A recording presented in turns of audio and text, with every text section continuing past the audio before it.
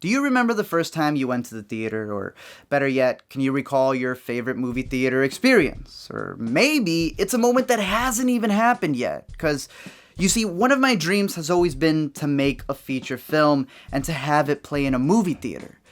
But times are changing. This year at the Cannes Film Festival, Netflix had a couple of movies that they screened which also got booed. Now, I don't believe it was at the movies themselves, but it was just at the fact that the Netflix logo came out, which is a logo many of us see and think, we're about to waste 10 hours of our life binge watching a show, but to them, it was a logo that meant a rebellion against the established order that is the cinema. They see it as something that's ruining the movie-going ritual, and they're kind of scared at the fact that streaming keeps rising, and they feel it's going to be a threat against movies, and thus rises the question, is Netflix ruining No, I'm gonna go straight to the chase. It is not ruining movie theaters. First off, let me say that if you're a full-grown adult, a full-grown human being who is at a film festival and is booing at a screen in where the filmmakers, the cast and the crew is there present, you are one pretentious. It's like the French have categorized their order of problems to immigration, then Netflix's theater distribution rights, to bad politics, and it's like, really, guys? Secondly, Netflix isn't going to ruin cinema the way these fundamentalists believe that it is, but it is going to change things in a massive way, but that doesn't mean that theaters are going to go away. The way that I see it is like books, and where, yeah, you had that digital revolution, but there's still bookstores that are around, and if you're like me, you'd rather hold a comic book than to read it digitally. The same thing happened with the music industry, and where you still have those people who buy albums and the hipsters who buy vinyls. But streaming music has made it so much easier for people to listen to music. The same has happened with the evolution of TV and being able to catch up on shows with on demand. The same is happening with gaming, and heck, people order their groceries online now and don't even have to go out to the store.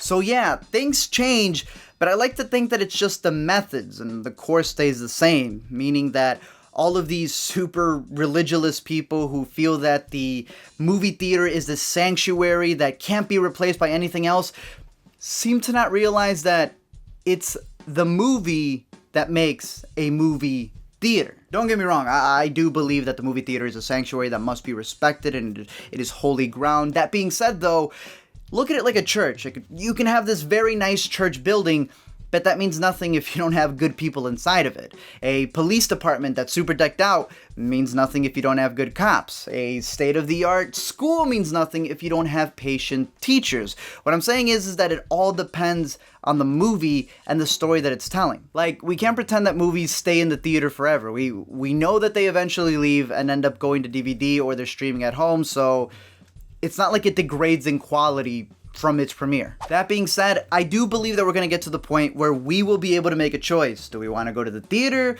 or do we want to stay at home? And for me personally, 89.9999999% of the time, I will probably choose the theater experience because I just personally adore it. I know that we have 4K TVs and all this different equipment that is getting better, but nothing beats IMAX, and nothing compares to those new Dolby theaters. There's also this excitement and hype when it comes to those big releases you've been looking forward to, and that moment when you're sitting there with a bunch of strangers who are just as pumped as you are, you get that feeling in the atmosphere that is just special, and I personally would never give up. That being said, all of those are also reasons why the movie-going experience sucks. 1, it's too expensive. 2, those theater snacks are going to cost you a second mortgage. And 3, people tend to give me 13 reasons why I hate them every other movie premiere that I go to. However, with all of the additions that movie theaters are building up upon, with bars and these dine-in theaters where they bring you food with recliners, I think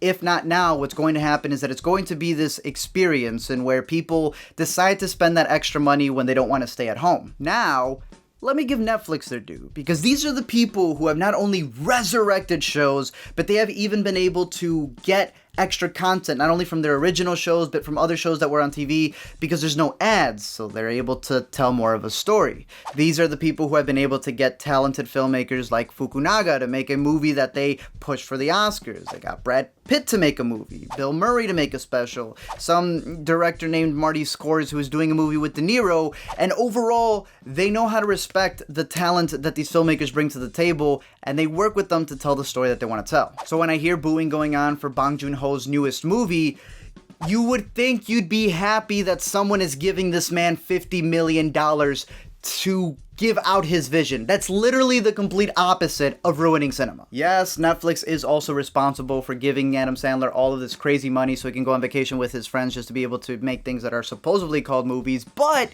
they are also the ones responsible for the other movie that they screened at cons and where supposedly they gave a 4-minute standing ovation to Adam Sandler. I don't know who started the stopwatch, but that being said, that is Netflix's movie and where they're able to showcase a performance from Adam Sandler that we haven't seen since Punch Drunk Love. So if anything, Netflix, Prime, and all of these other streaming services are doing the complete opposite, and they're actually helping cinema because they're giving artists the ability to be able to tell their visions. And because of that, I think it's going to help a bunch of filmmakers who aren't able to get their movies into theaters. And I don't think it's going to hurt movie theaters, which rely on these big blockbusters that, as you can see, are still breaking records even though we're in the age of cinema's death. Overall, for those who are making stories or for those who want to tell stories, I don't really think it matters where people watch your stuff, just as long as they watch it.